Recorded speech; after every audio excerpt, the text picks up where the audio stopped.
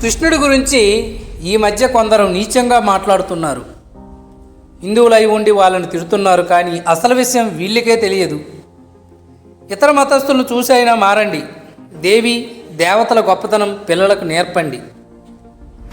కృష్ణుడికి 16,000 మంది గోపికలు. కంసుడి చెరలో ఉన్న ఈ ఆడవాళ్ళని కంసుడి మరణం తర్వాత తిరిగి వారి కుటుంబ సభ్యులు వీళ్ళని ఇంట్లోకి తిరిగి రానివ్వలేదు.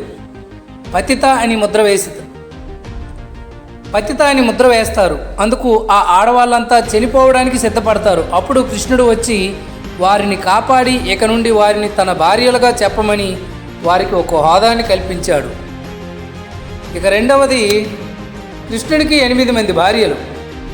మహాభారతంలో కీలక పాత్ర కృష్ణుడిదే అని అందరికీ తెలుసా ఇదైనా? మహాభారతాన్ని ముందుకు నడపాలంటే ముందు వాళ్ళ బంధువు అవ్వాలి, వారిలో ఒకడు అవ్వాలి. అందుకే వాళ్ళ బంధువుల అమ్మాయిని వివాహం చేసుకున్నాడు. అది కూడా వారే దేవుడికి తమ పిల్లలను ఇవ్వాలని ఒప్పించి చేశారు. అది జగన్నాటక సూత్రధారి ప్లాన్. ఇక మూడవది, ఆడవాళ్ళతో సరసాలు. 6 ఏళ్ల వయసులో చేసేది సరసమవుతుందా? ఆ చిన్న వయసులో వెన్నదొంగగా మారాడు. గడుసు అత్తలని అల్లరి చేసి వారి తిక్క కుదిర్చాడు. కొంటె కోడలు భరతం పట్టాడు. అన్నీ సరదాకే కానీ ఎవరిని నొప్పించలేదు. ఆ వయసు పిల్లల మనసుతో అలా అంటే ముచ్చట పడతామో, లేక అమ్మ వీడు కామాంధుడు సరసమాడుతున్నాడు అంటామా? ఇక నాలుగవది, రాధా కృష్ణ. కృష్ణుడు తొలి ప్రేమ రాధ. కర్తవ్యం గుర్తువచ్చాక ప్రేమను త్యాగం చేయక తప్పలేదు. రాధ ప్రేమ గొప్పదా, కృష్ణుడి ప్రేమ గొప్పదా అంటే రాధ ప్రేమ గొప్పది. ఎందుకంటే కృష్ణుడికి అందరూ సమానమే. తనని ఎవరు అమితంగా ప్రేమిస్తారో వారిని గుండెల్లో నింపుకుంటాడు. కానీ రాధ కృష్ణుడి కోసం చూస్తూ అలా మిగిలిపోయింది. ఇక ఐదవది, కృష్ణుడు అస్థలిత బ్రహ్మచారి. అవును, 16,000 మంది గోపికలు, 8 మంది భార్యలు ఉన్న ఆయన బ్రహ్మచారి.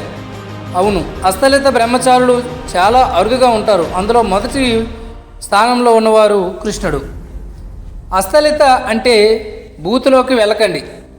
దాని అర్థం స్త్రీపై ఎటువంటి కామ కోరిక లేనివాడు, కనీసం ఊహల్లో ఆలోచనల్లో కూడా స్త్రీపై వ్యామోహం కలగని వాడిని అస్థలిత బ్రహ్మచారి అంటారు.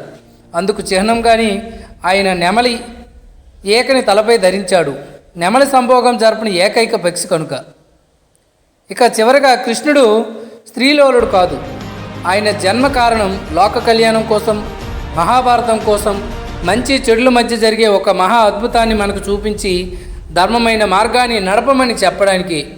ఆయన భర్తకి మాత్రమే బానిస, అందానికి ఆస్తులకు కాదు. ఆయన భక్తికి మాత్రమే బానిస అని చెప్పడానికి శ్రీకృష్ణుడు తులాభారం జరిగింది. పెద్ద వాళ్ళు ఆయన కోసం ఎదురు చూస్తున్న ఏమీ లేని కుచేలుడితో స్నేహం చేసి తనతో సమయం అనేది గడుపుతాడు. అంతటి గొప్పతనం శ్రీకృష్ణుడిది.